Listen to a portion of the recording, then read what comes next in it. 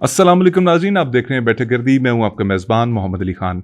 नाज़रीन, आज मेरे स्टूडियो में मेरे साथ मौजूद हैं एक टिकटॉकर, एक इन्फ्लुएंसर, एक यूट्यूबर और दोस्तों के दोस्त नदीम नानीवाला। आइए उनसे बातचीत का आगाज़ करते हैं। नदीम, कैसे हैं आप? मैं तो बिल्कुल ठीक हूँ, लेकिन आप ठीक नहीं हैं। आप एक नंबर के घटिया इंसान हैं, एक नंबर के गंदे आदमी हैं। और बाकी ये जो आपने मुझे अभी ये आपने कहा है कि एक और लफ्ज़ आपने यूज़ किया था बीच में, तीसरा लांसर की क्या क्या था वो? इन्फ्लुएंसर बोला था मैंने आपको। इन्फ्लुएंसर आप होंगे वो, मैं नहीं हूँ। मैं यूट्यूबर हूँ, मैं टिकटॉकर हूँ और मैं दोस्तों की हेल्प करने वाला हूँ। मैं बेलौस खिदमत करने वाला हूँ। मैं जो मेरा साथी दोस्त मेरा फंसा होता है मुसीबत में, उसको रेस्क्यू करने जाता हूँ। नदीम, इन्फ्लुएंसर होने में क्या बुराई है? इन्फ्लुएंसर एक एक अच्छी सिफ्त है, एक ऐसी आ, आप कह सकते हैं कि एक ऐसा किसी के लिए वर्ड है कि ये बंदा इन्फ्लुएंस करता है लोगों को, उससे कोई तहरीक मिलती है, तो इसमें क्या बुराई है? भाई मुझे ये इस चीज़ों का नहीं पता जो आप बता रहे हैं, लेकिन मैं चलिए छोड़े यार। अब मैं बोलना नहीं चाहता, क्योंकि पर्दे रखने चाहिए मेरे ख्याल से लोगों के ना ज़िंदगियों पे। वरना मेरे पास ऐसे ऐसे सबूत हैं, आपके ख़िलाफ़ भी मेरे पास सबूत हैं, आपकी वीडियोज़ मेरे पास पड़ी हैं। और मेरी वीडियोस आपके पास पड़ी हैं? अच्छा, एक बार आप एक काम करें, ये चश्मा पहने ज़रा, चश्मा पहने, चश्मा ज़रा पहन कर दिखाएँ ना, चश्मा पहने, जल्दी पहने ना, टाइम नहीं है यार, पहले ही।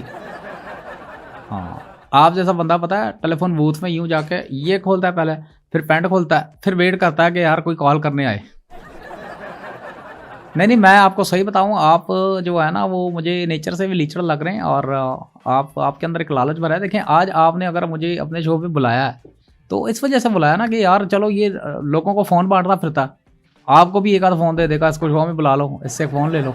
नदीम नानीवाला साहब, एक तो मैं आईफोन का यूज़र नहीं हूँ। अच्छा, आप मेरा नाम भी गलत ले रहे हैं। मेरा नाम नदीम नानीवाला नहीं है, मेरा नाम है नदीम पानीवाला। पानी वाला? हाँ, आप तो क्योंकि नानीवाला मशहूर थे, आप पानी वाला कैसे हो गए? क्योंकि देखें, जितनी सीरीज़ एपिसोड चली है ना मेरे साथ, या जिस जिस जगह मैं फँसा हूँ या मैंने जिसको रेस्क्यू किया, तो उस हिसाब से मेरे अंदर पानी है, तो इस वजह से आप मुझे पानी वाला कह सकते हैं। नानी अच्छा, वाला is a old name and don't have to talk. ये आपने मेरे ऊपर जो इल्ज़ाम लगाया कि मैंने आईफोन लेने के लिए आपको बुलाया, आपको क्यों लगा कि मैं आपसे आईफोन लेना चाहूँगा? नहीं भाईजान, देखें, मैंने ऐसी कोई बात नहीं की ना, क्योंकि मैंने दुनिया देखी हुई है। हम लोग मैं आपको पता है मैं यूके का भी शहरी हूँ, वहाँ का मैं पीआर हूँ। और आपकी शक्ल पे जो है नज़र आ रहा है एक एक क्या कहते हैं उसको, कि एक गुर्बत गुर्बत नज़र आ रही है आपके आपके चेहरे पे। और आपके लिए तो फ़ोन जो देना पड़ेगा आपको, तो आपके मुंह पे फिट भी नहीं आएगा जो फ़ोन आपको देना पड़ेगा। चलें, फ़ोन्स की आपने बात की, मैं ऑन रिकॉर्ड ये कहना चाहूँगा कि मुझे आपसे कोई फ़ोन नहीं चाहिए। अब मुझे ये बताइए, आप जो लोगों को फ़ोन बाँटते हैं, उसके ऊपर बहुत सी आपके ऊपर कंट्रोवर्सीज़ भी बनी। आप जाली आईफ़ोन्स बाँटते हैं, आप लोगों को झूठे दिलासे देते हैं कि फ़ोन्स मिलेंगे। ये फ़ोन बाँटते क्यों थे आप? यार देखो, मैंने पहले बड़े बाँटता था, लेकिन अब मैंने फिर बाँटना छोड़ दिया है। ये क्योंकि कंट्रोवर्सीज़ की वजह से? नहीं, नहीं, कंट्रोवर्सी नहीं आई है बीच में। कंट्रोवर्सी का तो बीच में बात ही नहीं थी। बात ये थी कि मैं एक दफ़ा ना सोया हुआ था, तो ख्वाब में स्टीफन जॉब आया। तो स्टीव जॉब्स। स्टीव वही, जॉब आईफ़ोन के रूहे रवां थे। तो वो मेरे ख्वाब में आया, तो उसने मुझे जो है ना खुत्ती पे चपेड़े मारी, मुँह पे भी चपेड़े मारी। तो मुझे कहता कि लोगों को तुम क्यों क्यों गिफ्ट दे जा रहे हैं फ्री च? तो अगर तुम इस तरह गिफ्ट बाँटते रहोगे तो यार फ़ोन मेरे बिकेंगे कैसे? तो मैंने फिर सोचा कि हाँ यार, बात तो ठीक कर रहा है। तो मेरे ख्याल से अब इस पे लॉक लगा लेना चाहिए। तो इस वजह से बंद कर दिया। नदीम, बहुत ही फ़िज़ूल लॉजिक है। मतलब अगर आप फ़ोन बाँटते थे और आपने ख्वाब की वजह से बंद कर दिए, तो बहुत ही फ़िज़ूल बात है ये। यार मैं तुम्हें बताऊँ, तुम ना एक एक चीज़ खा लो, एक चीज़ खा लो तुम। क्या तुम चीज़? ठीक हो जाओगे। क्या चीज़ खाऊँ मैं? तुम कसम खाओ कि तुमने ऐसे 6 किस्म के सवाल नहीं करने मुझसे। जब 6 किस्म सवाल करना बंद कर दोगे ना, तुम्हारा शो अच्छा चल जाएगा। अगर आपने मुझे बुलाया, देखिए मैं इतना पैदल चल के आया हूँ, मैं आपने मुझे इतना दूर से बुलाया और आप मुझसे सवाल ये कर रहे हैं, इस किस्म के सवाल कर रहे हैं। आपको पता है मैं जवाब जो है वो खुले देने वाला आदमी हूँ, और इस वजह से आप उसका नाजायज़ फ़ायदा उठा रहे हैं। लेकिन मैं आपको आपके मरासिम में कामयाब नहीं होने दूँगा। अज़ाइम होता है, अज़ाइम, मरासिम नहीं होता, अज़ाइम। अच्छा, नहीं, मैं इतना कोई पागल नहीं हूँ, या मुझे पता नहीं है। मैं जानता हूँ अज़ाइम नहीं, अज़ाइम जो है वो होती है पेट की गोली, कब्ज़ की गोली, या कोई ऐसा जो होता है ना, वो गोली होती है। आप मुझे नहीं सिखाएं, मुझे पता है। नदीम, क्या बोली जा रहे हैं आप? नहीं, बोली मैं तो नहीं जा रहा, बोली तो आप जा रहे हैं। और मुझे ये भी पता है कि आपके सवाल लिख के कौन दे रहा, आपको किसने लिख के दिए हैं, मुझे पता है। आप जिसके ऊपर इशारों पे चल रहे हैं ना, मैं जानता हूँ, पूरा जानता हूँ। किसके इशारों पे चल रहा हूँ मैं? डॉक्टर अफान ने आपको लिख के दिए हैं ना। मैं आपको बता रहा हूँ, उसका खेड़ा आप छोड़ दें, वो आपको कहीं का नहीं छोड़ेगा। डॉक्टर अफान जो है वो ऐसा बंदा है जिसके ऊपर ट्रस्ट नहीं हो सकता। एक सेकंड, ये आपको कैसे लगता है कि डॉक्टर अफान की इतनी जुर्रत के वो मेरे सवाल लिखें, और आप ये डॉक्टर अफान के साथ इतने सीधे क्यों हुए हैं? यार देखो, मैं सीधी बात इसलिए सीधा हुआ हूँ, आपको इसकी बैक स्टोरी नहीं पता। लेकिन अभी जो बीच में एक आपने देखा होगा कि वेनेजुएला का जो सदर जो है प्रेसिडेंट, उसको किडनैप किया है, अफवाह की है अमेरिका ने। उसके पीछे जो उसकी मुखबरी की थी वो किसने की थी? किसने? आपका डॉक्टर अफान था, उसने उसकी मुखबरी की है। उसने जैसे ही मादोरो जो था सदर जो वेनेजुएला का, वो ब्रीक पेन वाला चार्जर लेने गया था, इसने पीछे से कहा जी वो ब्रीक पेन वाला चार्जर लेना आया, फाड़ लो नू। तो इस तरह की उसने मुखबरी की, वहाँ से वो हुआ। और मैं खुद गया हूँ उसके पास, मैं जेल खाना देने गया हूँ उसको। किसको? मादोरो को। तो मैंने जब उसको जेल में बताया ना कि आपके अगवा के पीछे डॉक्टर अफान है, तो फिर उसने यूँ क्या, बड़ा हमारे को तो पता ही नहीं था। नदीम, आपका दिमाग ठीक है? आप ये किस किस्म के इल्जाम लगा रहे हैं डॉक्टर अफान के ऊपर? और वेनेजुएला का सदर ये उर्दू में बात क्यों करेगा? यार आप ना बहुत सादे हो यार, आपको कुछ पता ही नहीं है। क्योंकि आपके ताल्लुकात इतने नहीं ना, आपने दुनिया देखी भी नहीं। और रंग रंग का बंदा होता है यार, कौन आपके पीठ पे छुरा घोंप के भाग जाता है आपको पता नहीं चलता। और जबान की जहाँ तक बात है तो वो सीख रहा है, जबान सीख रहा है वो। कैसे सीख रहा है? यार वो वेनेजुएला, बड़ा वेला टाइम उसके पास होगा, सीख लेगा। डॉक्टर अफान के साथ। अच्छा एक मिनट, एक कॉल आ रही है, मैं एक कॉल ले लूँ उसके बाद बात करता हूँ। हाँ हेलो। हाँ नहीं उसको मैं तो यहाँ पे आया हूँ, हाँ इंटरव्यू के लिए आया हूँ। हाँ एक बंदे के पास इंटरव्यू के लिए आया हूँ। हाँ नहीं वही है, उसके अंदर वही है, वो कसूरवार है। हाँ वो ठीक बंदा नहीं, उसके साथ बात ना रखो। हाँ मुझे आसिफ ने भी बताया था। हाँ आसिफ ने बोला काशिफ को बता दो। काशिफ ने बोला कि उसको शकील को बताओ। हाँ ठीक है, साहब को बता दो। ओके। नदीम, ये आपने कप के ऊपर कॉल क्यों सुनी? नहीं कप नहीं है भाई, ये देखो ना, यही तो बात है कि मैं चूंकि यूके होता हूँ, वहाँ पे गैजेट्स नए नए आ रहे होते हैं, मैं गैजेट्स का बहुत शौकीन हूँ। तो ये आईफोन का 18 प्रो मैक्स है, इसके अंदर आप चाय भी पी सकते हैं। इसके अंदर आपके पास ऑप्शन चाय का है, और भी बड़े फंक्शन है, और ये खींच के छठवा मार भी सकते हैं। आईफोन तो टेक्नोलॉजी 18 का बहुत। ये हाँ ये केस है या फोन खुद है? नहीं केस ये नहीं है, केस तो नहीं है, आईफोन है। केस में आपको बताऊं, ये देखें, ये है केस, ये आईफोन का। ये केस है?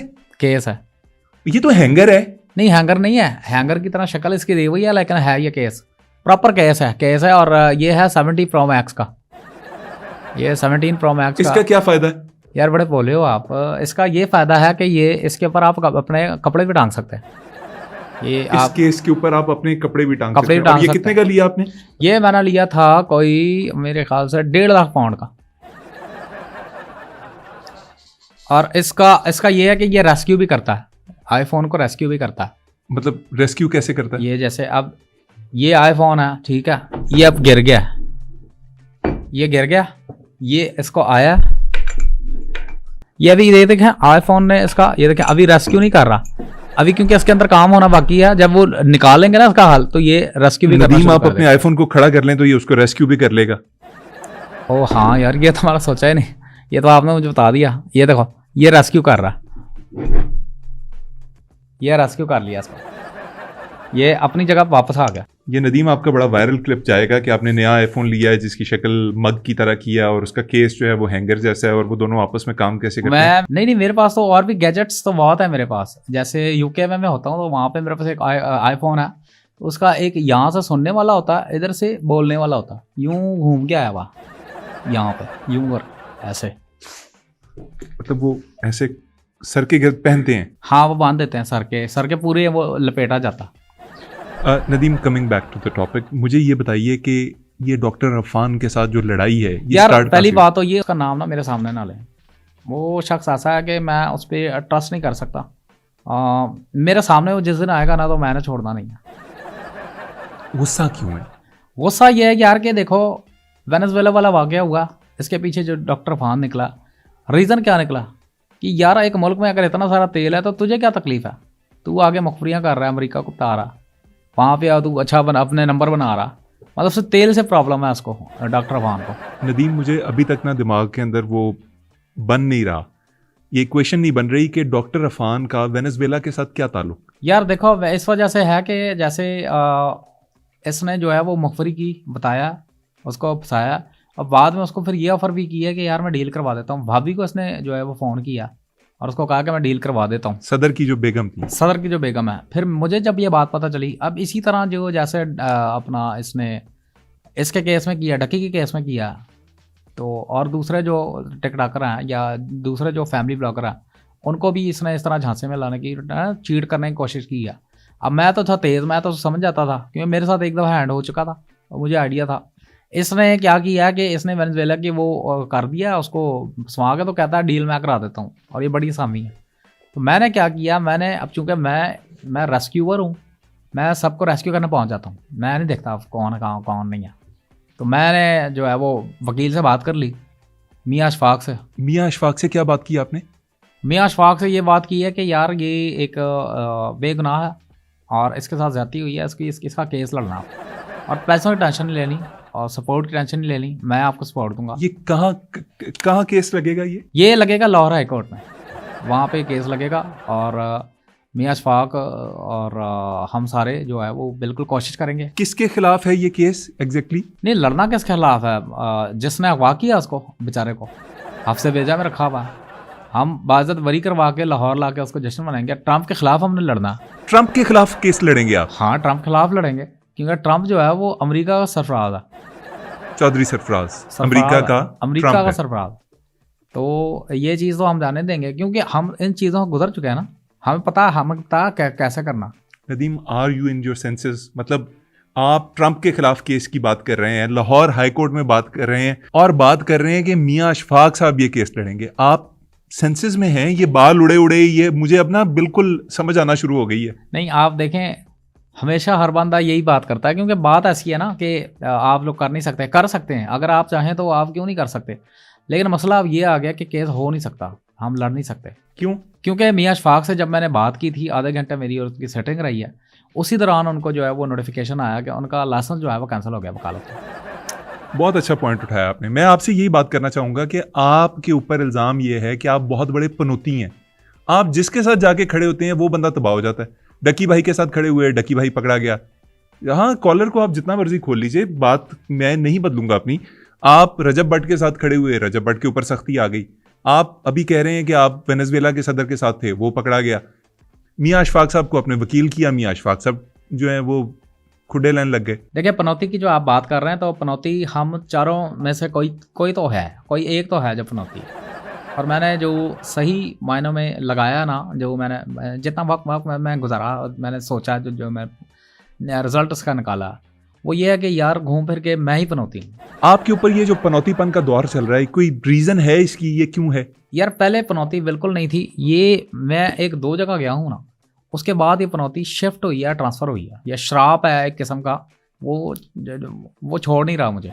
ये बड़ी खबर है वैसे कि आप ये कह रहे हैं कि आपके ऊपर एक बदनसीबी का दौरा जो पड़ा हाँ। है, ये या दौर आया है, ये कहीं से श्राप है, यानी श्राप आया। ये कहाँ से है? कहाँ से? यार ये अब यार पर्दा रखना चाहिए। मैं कहता हूँ कि जाने दो यार, जाने दो, छोड़ दो, पर्दा रख। नहीं, मैं आपसे पूछना चाहूंगा। किसी के इज्जतों का नहीं सवाल सर, होता मेरे है। व्यूअर्स ये डिजर्व करते हैं कि आपसे ये सवाल मैं पूछूं और आप इसका जवाब दें। यार वो कहाँ से आपके ऊपर ये बदनसीबी आई है, तारी कैसे हुई है? मैं आपको कहता हूँ वक्त पे छोड़ देते हैं, वक्त आने पे मैं बता दूंगा। आज आप यहाँ से जाएंगे तो ये बता के जाएंगे कि पनौती कौन है जिसकी वजह से आपके ऊपर ये पनौतीपन का दौर आया है। यार मैंने एक चीज़ देखी है, आप मान नहीं रहे, छोटे बच्चों की तरह जिद कर रहे हैं। लेकिन चले मैं बता देता हूँ, जहाँ से मुझे पनौती लगी है, जो मैं एक्सपेक्ट नहीं कर सकता था अपनी लाइफ के अंदर, जैसे पनौती मुझे लग जाएगी। तो वो शख्स है जिससे मुझे पनौती लगी है। कौन है? रेहान तारक। रेहान तारक से आपको ये पनौत लगा, कैसे? देखो, रेहान तारक जो है वो मशहूर है पनौत के हवाले से, मैं समझता हूँ, क्योंकि इसके शो में आप जब भी देखें जो वो आता वो बर्बाद ही हो जाता है। होता है बर्बाद, होता है कि नहीं? होता है ना? होता है। अगर आप ये कहें कि बर्बाद नहीं होता तो वो एक अलग बात है, आपकी अपनी सोच। नहीं, मैं कहूँगा कि तो मैं जब उसके शो में गया हूँ तो मैंने उसको हाथ मिलाया और मुझे पता था ये पनौत है, लेकिन मैं फिर भी इतना अच्छा था क्योंकि मैं दोस्तों के साथ चलने वाला आदमी, मुझे परवाह नहीं, कोई लत्थी चढ़ी नहीं होती है। मैंने हाथ मिलाया, मुझे ये भी था कि यार पनौत जो है ट्रांसफ़र हो जाएगी। मैंने कहा कि चलो आंखें बंद कर लूँगा, पनौत ट्रांसफ़र नहीं होगी, लेकिन हाथ जब मिला, करंट मेरे जिस्म में ऐसा ट्रांसफ़र हुआ है कि वाकई पनौत ट्रांसफ़र हो गई। रेहान तारिक का सारा जो पनौत था सारा पनौत इधर आपने अपने अंदर ट्रांसफर कर लिया। वो ट्रांसफ़र हो गया। उसके बाद जब मैं निकला हूं, तो डेली लाइफ में ना मुझे कोई लोग ताने दे रहे हैं, क्या कह रहे हैं, तू पनौत है, तू फलाना है, तू ये है, तू वो है। देखें, इस रेहान तारिक की वजह से मेरे ऊपर इतना पनौत आ गया कि मैं उस दिन छली वाले से मैंने एक छली ली। छली मैंने जैसे ली, उसकी रेडी को आग लग गई। नहीं, ये वाकया तो वैसे भी हो सकता है ना, ये कोइंसिडेंस भी हो सकता है। छली जो बेच रहे होते हैं उन्होंने वहाँ आग जलाई होती है, रेडी नहीं, मैंने कभी ऐसे नहीं देखी ना, क्योंकि मैं यूके का शहरी हूँ ना, मुझे तो नहीं पता ना चल रेडी में आग लगती है कि नहीं, ये आप लोगों को पता है, आप जो लोकल हो यहाँ के। अच्छा, उसके बाद पनौती तो मेरे जहन में थी कि यार मैं कोई चीज़ को हाथ लगा रहा हूँ, ख़राब हो रही, टूट रही है। तो उसके बाद मैंने अंडे लिए। तो पहले मैंने सोचा कि यार अंडे टूट जाएंगे, अंडे नहीं टूटे, अंडे बच गए। हाँ, तो आप नहीं है पनौती? नहीं, बेकरी टूट गई, पूरी बेकरी टूट गई, टूट गई, तबाह, बर्बाद हो गई। उसके बाद फिर मैं, मेरे यूके से दोस्त यार आए हुए थे, उनको मैं घुमाने लेके गया हूँ अपना असेंबली के अंदर। जैसे ही हमने कदम रखा तो असेंबली टूट गई। जो असेंबली होती है, हाँ, वो टूट गई। आपके पनौत की वजह से और क्या क्या टूटा? हाँ, और क्या टूटा, इसके बाद जो है वो मैं रजब भट्ट और अपना डकी के साथ जो है बैठना शुरू हुआ, तो इन दोनों की दोस्ती टूट गई। आज वो दोनों एक नहीं है, एक दूसरे को मुंह नहीं लगाते। अभी आप जब आए थे, हाँ, आप इस कुर्सी पे बैठे थे, हाँ, ये कुर्सी भी टूट गई थी। हाँ, उसका साइड से सरिया उसका वो निकल गया था, वो टूट गया था। जिसके ऊपर आपने चीख के कहा था कि ये किस किस्म का ऑफिस है, ये क्या है ये। अच्छा, आपके ऑफिस में मैं आया था बीच में, तो वहाँ लैपटॉप मैंने आपको यूज़ किया था, वो सड़ गया। मेरा लैपटॉप? आप पता नहीं, मेरे ख्याल से बाथरूम में गए हुए थे, तो मैं आपका लैपटॉप यूज़ कर रहा था, वो टूट गया, सड़ गया। अच्छा, आपके यहाँ पे मैंने देखा कि मैं वॉशरूम करने गया हूँ, तो किसी ने लिखा है कि अपना फ्लश लाजमी करना वरना यहीं फ्लश हो जाओगे, इस तरह की बातें लिखी अंदर। सर, वॉशरूम्स का क्या किया जा सकता है, कोई भी कुछ भी लिख देता है। कहीं आप तो नहीं लिखते वो? नहीं, मैं ऐसी चीज़ें नहीं लिखता। मुझे ये बताइए कि आपके ऊपर ये जब पनौत आया, आप कहते हैं कि रेहान तारिक की वजह से आया, आप तो अभी हफ्ता नहीं गुजरा आप उसके शो में आए हुए थे दोबारा से। अगर इतना ही वो पनौती है तो उसके शो में दोबारा आने की क्या जरूरत थी? तो मैं यही सोच के गया था कि यार चलो ठीक है, पनौत इतना अगर हो गया तो मैं अब वापस देने जाता हूँ। जब मैं वापस देने के नियत से गया कि सारा पनौत ट्रांसफ़र हो जाए, फिर वो गर्मजोशी से मिला मुझसे, उसने फिर हाथ में ट्रांसफर कर दिया आपने? ट्रांसफ़र नहीं कर दिया उसने, फिर मजीद मुझे दे दिया, मजीद सारा पनौत और हो गया। पहले मुझसे पनौतपन उसका सांभा नहीं जा रहा था, उसने मुझे और दे दिया। एक मिनट यार, एक फ़ोन आ रहा, एक मिनट। हाँ, हेलो। हाँ, नहीं, आसिफ की बात नहीं माननी। हाँ, आसिफ से बिल्कुल नहीं मिलना। हाँ, वो 2 नंबर आदमी है, उसके साथ नहीं मिलना। हाँ, काशिफ से मिल लो, काशिफ से। हाँ, वो ठीक है, उसको मेरा बता दो यार। मैं आपको पता बिजी रहता हूँ यार, आप जानते तो हैं मेरे बारे में। ठीक है, 12वें कॉल पे मैंने उठा तो ली ना आपकी कॉल। चलो ओके, बाय। ठीक है, बाद में होती है। हाँ जी। ये बताइए कि डॉक्टर अफान के साथ मजीद कोई मसला आपको फील होता हो कि वो, आप बार बार कहते हैं गंदा आदमी है, गंदा आदमी क्यों कहते हैं आप? ये कितना, मतलब ये खुद अल्फाज बहुत बुरे हैं जो आप चुनते हैं। गंदा आदमी कहना किसी को ये ज्यादती नहीं है? यार मैं सिर्फ इस बात का कायल हूँ कि चलो छोड़ो यार, जाने दो, पर्दा रखना चाहिए यार किसी। यार आप बात कीजिए, मैं छोड़िए, पर्दा ना रखिए ना, कि बार बार गंदा कह देना किसी को काफी है। पर्दा रख लेना चाहिए। सर, आप पर्दा ना रखें, आज आप क्लियर बताएं कि डॉक्टर अफान गंदे आदमी क्यों है? यार देखो, वो गंदा इस लिहाज से है कि वो जब पाए खाता है ना तो हाथ नहीं वो अपने साफ करता, इतना गंदा है वो। और वही हाथ जो है वो लिबड़े हुए जो उसका शोरबा होता है वही सर पे मार लेता है। आपने नोट किया होगा इसके बाल कितने चमकदार बाल हैं, चंपू टाइप चिपके होते हैं। वो उस वजह से होते हैं कि वो उसके अंदर ना पाया का शोरबा जो है बालों में लगाता है। ये रीजन है जिसकी वजह से आप गंदा आदमी कहते हैं उन्हें? चेक करें यार, एक बंदा अगर खाने के बाद हाथ नहीं धो रहा तो नहीं, ये तो वाकई एक एक्सट्रीम है। मतलब पाए तो एक ऐसी डिश है जिसे हर हाल में हाथ धोने चाहिए, जिसके बाद, वैसे तो हर खाने के बाद धोने चाहिए, लेकिन पाया तो एक ऐसा, डेफिनेटली एक ऐसा मतलब उसका शोरबा जो होता है वो चिपचिपा कर देता है हाथों को। अच्छा, नफरत की एक और वजह भी ये है कि उससे मेरी चिढ़ इसलिए भी बनी है कि सिर्फ पाए वाली बात नहीं है। पाए वाली होती चलो बंदा दरगुजर कर लेता है, भूल जाता है यार, ठीक है, लेकिन जब इसने एक और चीज़ की थी जिससे मुझे नफरत हो गई, जिससे मुझे ट्रस्ट उठ गया, ट्रस्ट वर्दी नहीं रहता बंदा। इसने जब कहा मुझे कि यार, बोला यार मुझे कहा पानी वाले ये जो वेनेजुएला में रेड हुई है ना मादुरो के ऊपर, ये सदर को जो उठाया, तू भी अंडरग्राउंड हो जा, ठीक है, या फिर एक काम कर, तेरे ऊपर भी रेड पड़ सकती है, तुझे भी उठा सकते हैं, तू एक काम कर, मेरे घर आ जा, कोई भी नहीं है। डॉक्टर अफान ने आपको कहा कि मेरे घर आ जा वरना तू पकड़ा जाएगा, हाँ मेरे घर आ जा, कोई भी नहीं है। हाँ बिल्कुल ऐसा कहा। और मैं गया उसके घर पे, मैं जब गया हूँ तो आगे देखा ताला, कोई था ही नहीं। अच्छा मैं उसको माफ़ कर देता इस बात पे भी, ये चलो यार उसने ये सच बोला कि घर पे कोई नहीं है, लेकिन जब मैं वहाँ पहुँचा हूँ तो मैंने देखा कि यार 2 गोरे किस्म के लोग जो है ना, गोरे, फुल गोरे अंग्रेज, वो मुझे वॉच कर रहे थे, वो मुझे अमेरिकन मौजूद थे उधर। वहाँ पे मैंने अपनी आंखों से देखा। और मैं फिर मेरे दिल में एक बात आई कि यार चलो उसने एक और अच्छी बात बताई कि अपने आप प्रोटेक्ट कर या छोप जा। गोरे वाकई देख रहे थे। फिर बाद में मुझे पता चला, चौकीदार करीब आया, बोल रहे यार क्यों उनको देखे जा रहे हो, वो 2 भाई हैं जो तेरे फैन हैं, तुझे देख रहे हैं, आप घबराने की कोई ज़रूरत नहीं है। इन दोनों बेचारों ने ना मछली पे दूध पी लिया था तो इनका कलर जो है वैसा हो गया। तो फिर जाके मुझे सुकून आया कि यार हाँ बचत हो गई। चलिए मैं पनौतीपन के बारे में नहीं पूछता कि आप उनके साथ लगे तो क्या हुआ। रजब के साथ आपकी दोस्ती कैसी चल रही है? आपने अभी उन्हें कराची के अंदर खुद थप्पड़ खाए, उनके ऊपर बिछ गए, ऐसे जैसे आप उनकी कोई शील्ड हैं, आपने उनको प्रोटेक्ट किया, और वो भी आपकी दोस्ती के अंदर अब जो है वो ज़मीन आसमान के जो कलाबे हैं वो मिला रहे हैं। तो क्या कैसी चल रही है ये दोस्ती? ये बात अभी आपने सवाल किया ना मज़ेदार किस्म का। देखिए मैं बताता हूँ रजब के साथ मेरी इतनी अच्छी क्यों बनी है। उसका रीज़न ये है कि यार उस बंदे ने ना मेरे औखे वक्त में मेरे काम आया। रजब मेरे औखे वक्त में काम आया। कैसे उन्होंने आपका ये जो औखा मुश्किल वक्त था उसमें कैसे काम आए? यार आपको याद होगा कि डकी की जब शादी थी, डकी शादी हुई ना, बिल्कुल हुई। डकी शादी पे जब मैं गया था तो मैंने सलामी देनी थी, मेरे जेब में था 20 लाख रुपया। सलामी का वक्त आया तो मेरे पास पैसे नहीं, 20 लाख मेरे गुम गए थे। रश में मुझे नहीं पता चला कि कोई प्रोफेसर मेरे साथ मनी हाइस्ट कर गया। तो उसके बाद मैं कोने में बैठ गया उदास होके। तो इतने में रजब ने मुझे देखा, रजब ने देखा कि कहा ये क्या हो गया, तू उदास क्यों बैठा हुआ? तो मेरे पास आया, मैंने कहा यार मेरे ना 20 लाख रुपए जो है वो जेब में लेके आया हुआ था सलामी के, वो किसने निकाल लिए? तो उसने कहा यार ऐसी कोई बात ही नहीं है। उसने एनवलप पकड़वाया, मुझे एनवलप दिया और बोला ये दे दे। मैंने कहा सब ऐसा ही नहीं है। बोला खोल के इसने देखने यार। वो आइडिया वहाँ से उधर मुझे इज्जत बची नजर आई। मैंने कहा चलो शुक्र है यार एक आइडिया। तो वहाँ से मेरी दोस्ती का आगाज़। शादी के ऊपर एनवेलप, किसी को खाली एनवेलप पकड़ा देना ये कोई बड़ी बात है? ना मेरा वीर, आप गलत आप सोच रहे हैं। देखें आप रुजू करें, आपको रुजू करना चाहिए।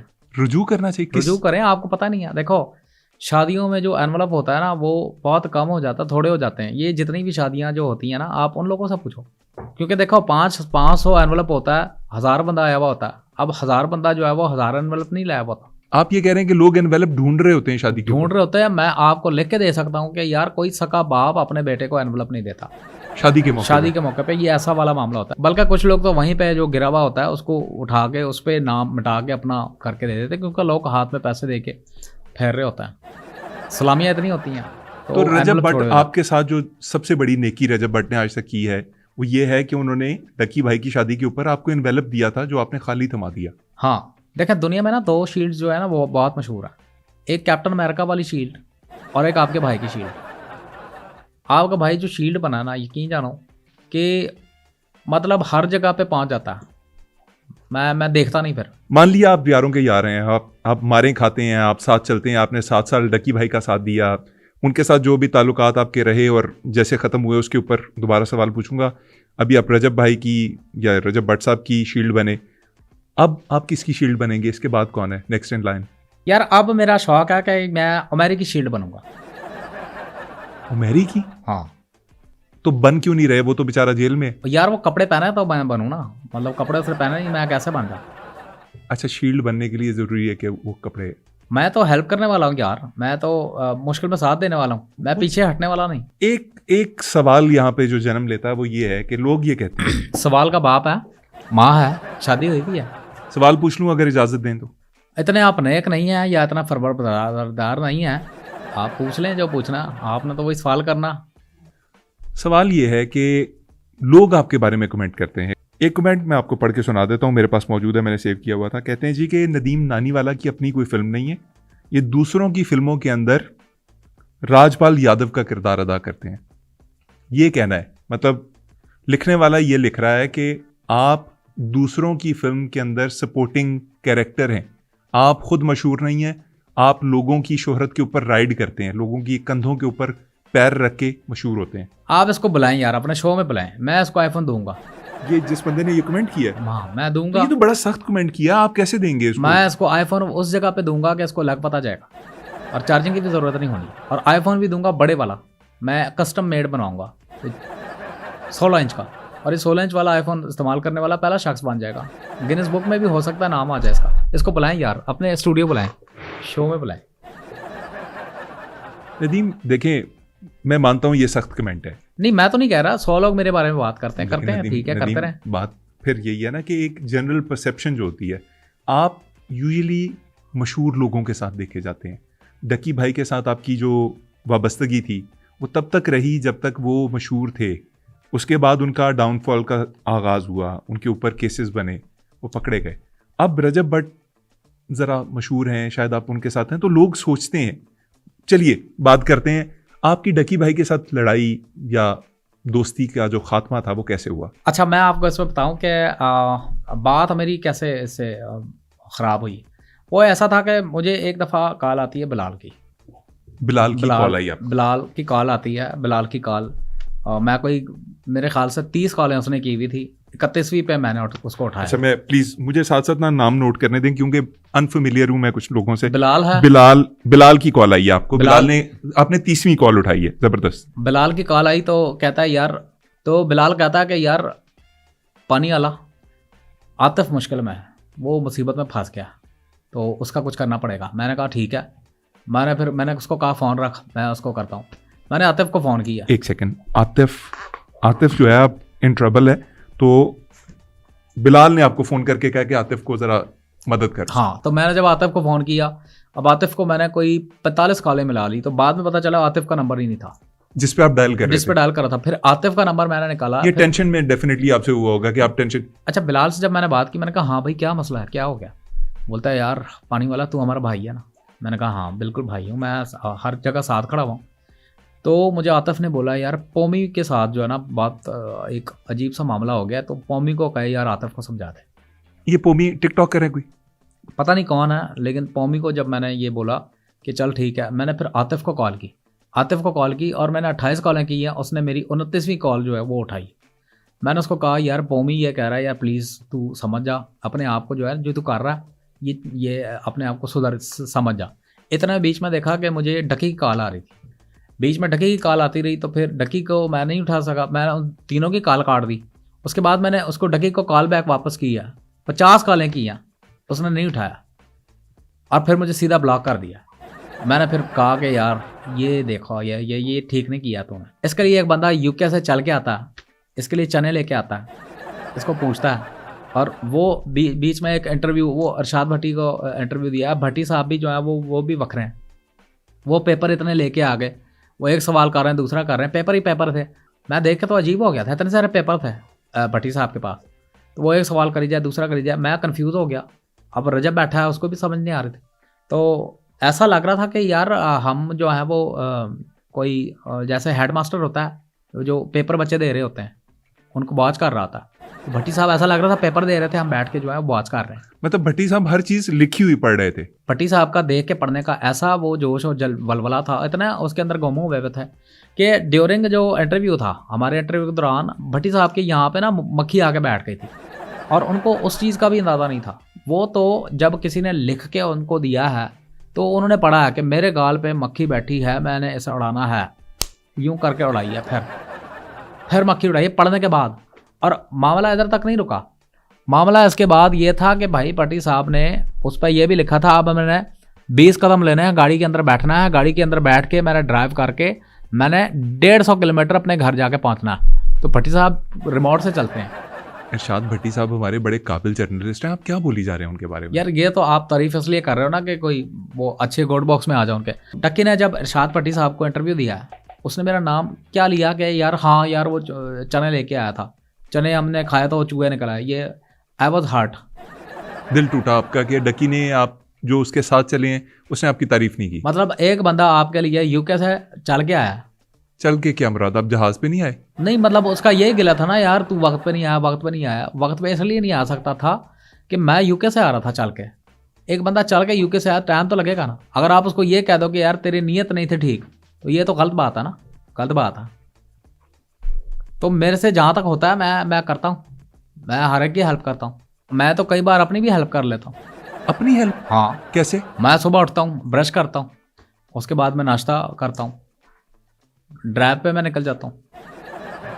आनी वाला या पानी वाला साहब, मुझे ये बताइए कि आपके ऊपर एक इल्ज़ाम है कि आप एक शो ऑफ हैं। मतलब आप जिस तरह की ड्रेसिंग करते हैं, ये जिस तरह अभी आपने ये जैकेट पहनी हुई है या पर जो भी इसे कहते हैं, या आपने जिस तरह से लिया हुआ है, शो ऑफ कर रहे हैं, घड़ियाँ, गाड़ियाँ, लाइफस्टाइल्स, नंबर प्लेट्स, और फिर एक ऐसा ख्वाब दिखाते हैं नौजवानों को जो बज़ाहिर हर बंदे की गिरफ्त में नहीं है, पहुँच पे नहीं है। तो इसके ऊपर आपके क्या कमेंट्स हैं कि आप शो ऑफ करते हैं? ये इसको कहते हैं साड़े। जिसके पास नहीं है वो तो जाहिर सी बात है सड़ के ये बात करता है, और जितने लोग ये बात कर रहे हैं इन लोगों ने कुछ अचीव नहीं कर पाई। तो इस वजह से मैं चूँकि कामयाब हूँ, एक बहुत बड़ा इन्फ्लुएंसर हूँ, तो लोग मुझसे बहुत ज़्यादा वो करते हैं, पसंद करते हैं। मैंने मेहनत की है ना, मेहनत की है। आप यकीन जाने यूके जब मैं गया था तो वहाँ मैंने टिका के मेहनत की है। ये सब कुछ ऐसा 9 नहीं होता। करोड़ रुपया आपने कहा मैंने कमाया 1.5 महीने में यूके के अंदर। ये शो ऑफ नहीं है? मतलब एक ऐसा शख्स जो अपनी रोज़मर्रा ज़िंदगी गुजारता है, बड़ी मुश्किल से 2 टाइम का खाना खाता है या आपको फॉलो करता है, उसके लिए क्या ये एक शौक नहीं है कि इंसान 9 करोड़ रुपया कमा सकता है 1.5 बिल्कुल महीने के बिल्कुल अंदर? कमा सकता है। देखें ये आपके सोच के ऊपर होता है ना। आप अगर चाहें, आप सोचें कि मैंने ये करना है या अचीव करना है, तो आप कर लेते हैं। रास्ते खुद बनते हैं। मैं देखें ऐसी कोई बदतमीजी वाली बात नहीं करता। आपको मैं मिसाल देता हूँ, एक लड़का शाहद का नाम से, वो सबसे पहले गाली से शुरू करता है, और गरीबो फलाना ये वो। मैंने कोई ऐसी बात नहीं की। शो ऑफ वो करता है। चले मैं आपको शो ऑफ की आपकी एग्जांपल दे देता हूँ। आप एक गाड़ी निकालते हैं पाकिस्तान की सड़कों के ऊपर, उस गाड़ी की अगली नंबर प्लेट नहीं होती, पिछली होती है या नहीं होती, खुदा जानता है, लेकिन एक ऐसी सुपर कार या एक ऐसी महंगी तरीन कार जिसके ऊपर नंबर प्लेट नहीं है, ये कानून शिकनी नहीं है? ये कानून शिकनी नहीं है। देखें हेल्थ के भी प्रॉब्लम आता है। अब जो इतनी महंगी गाड़ियाँ होती हैं ना, वो थोड़ा प्यार मांगती हैं, वो थोड़ा समझ बूझ रखती हैं। आगे के नंबर प्लेट मैंने उसको नहीं लगाई क्योंकि उसका दिल ख़राब होता है, गाड़ी की तबीयत ख़राब हो जाती है। सही जवाब दें, घुमाए ना मुझे। यार देखो, किराए की जो गाड़ी होती है ना, उस पर नंबर प्लेट आप लगा नहीं सकते। अपनी नंबर प्लेट कैसे लगाएं? अच्छा चलें, जब आप पाकिस्तान आए थे पिछली दफ़ा, आपकी एक गिरफ्तारी हुई थी जिसके अंदर आपने IK 804 नंबर प्लेट यूज़ की थी, वो क्या स्टोरी है? यार मैं समझता हूँ कि ये पर्सनल बात होगी, तो इस पर नो कमेंट्स, इसको रहने देते हैं। नहीं, मैं जवाब चाहूँगा आपसे कि आप जवाब दें, क्यों यूज़ किया आपने वो नंबर प्लेट? आपकी कोई पॉलिटिकल एफिलिएशन है? नहीं बिल्कुल नहीं है, पॉलिटिकल एसोसिएशन नहीं है मेरे। अच्छा, ये भी आपके ना मेरे ख्याल में पनौतीपन का ही एक सिलसिला है कि जिसकी नंबर प्लेट आप यूज़ कर रहे हैं वो बेचारा कैद में। नहीं, ये तो आप कह रहे हैं ना कि पनौतीपन वहाँ तक चला गया। अब आपने पूछ लिया तो मैं आपको बता देता हूँ। वो गाड़ी मेरे नानी की थी। आपकी नानी की थी वो गाड़ी? हाँ। और नंबर प्लेट वो आपकी नानी ने लगवाई थी? नानी ने नंबर प्लेट नहीं लगवाई थी। गाड़ी नानी की थी मगर नंबर प्लेट नानी ने नहीं लगवाई, क्यों नहीं लगवाई? नहीं लगवाई इसलिए कि वो सादा लोग थे, सादा लोग हैं, उनको नहीं पता नंबर प्लेट इस पर लगती है, इस वजह से। आपने लगवाई नंबर प्लेट? नहीं, ये देखें ना, जो नंबर प्लेट की आप बात कर रहे हैं, लोगों ने मुझे अपना PTI से बड़ी ऑफर आई है। ये नंबर प्लेट लगाने पे? नहीं, हैवी ऑफर आई है ये हटाने पे। PTI ने आपको ऑफर की कि नंबर प्लेट हटा दें? मुझे अरबों रुपए की ऑफर आई है, और बड़े बड़े लोगों ने PTI के मुझे ऑफर की थी कि यार ये नंबर प्लेट हटा दो, क्योंकि वो जानते थे ना कि यार तुम जितनी बड़ी पनौती हो या जिसके तरफदारी करते हो या जिसकी साइड पे होते हो, वो तबाह हो जाता है। तो उन्होंने मुझे बड़ी बड़ी ऑफरें की PTI के जो थे। उन्होंने कहा कि आपको हम इतना पैसा देंगे कि आपकी अगली 7 नस्लें बैठ के खाएंगी। आप सिर्फ ये करो, ये IK 804 वाली नंबर प्लेट उतार के ना आप नवाज शरीफ साहब की लगा लो। मैंने कहा नहीं। मुझे समझ नहीं आ रहा। ठीक है, आप पनौती हैं, मैं मानता हूँ आप पनौती हैं, लेकिन आपने जब वो 804 नंबर प्लेट लगाई थी, इमरान खान साहब तो ऑलरेडी कैद में थे। नहीं, सारों ने कहना शुरू कर दिया था कि यार दिसंबर में उन्होंने छूट जाना था, तो फिर मैंने लगा दी। अच्छा, शो खत्म करने लगे हैं बस? और क्या रह गया अब? यार थोड़ी सी और बात कर लेते, लंबी बात हो जाती तो और चीज़ें क्लियर हो जाती हैं। बहरहाल, अगर मेरी सारी बातों से आपको कोई मेरी बात बुरी लगी हो या कोई दिल पे लगी हो, तो मैं कहता हूँ, अगर बहुत आपको बुरा फील हुआ हो ना मेरी बातों से, तो मेरे दिल से जो है वो अपना माफ़ी है, मैं माफ़ी चाहता हूँ। नाज़रीन, ये थे नदीम नानी वाला, नदीम पानी वाला, जो हमारे साथ मौजूद थे। इन्होंने बहुत सी चीज़ों की जस्टिफिकेशन दी, बहुत सी चीज़ों पे क्लैरिफाई किया हमें, और बहुत से ऐसे नाम जो हम नहीं जानते थे कि एग्जिस्ट भी करते हैं, जैसे आतिफ, बिलाल, पोमी, इन्होंने उनकी कहानियाँ सुनाई। हमारे शो को लाइक कीजिए, चैनल को सब्सक्राइब कीजिए और मुझे दीजिए इजाज़त। अल्लाह निगहबान।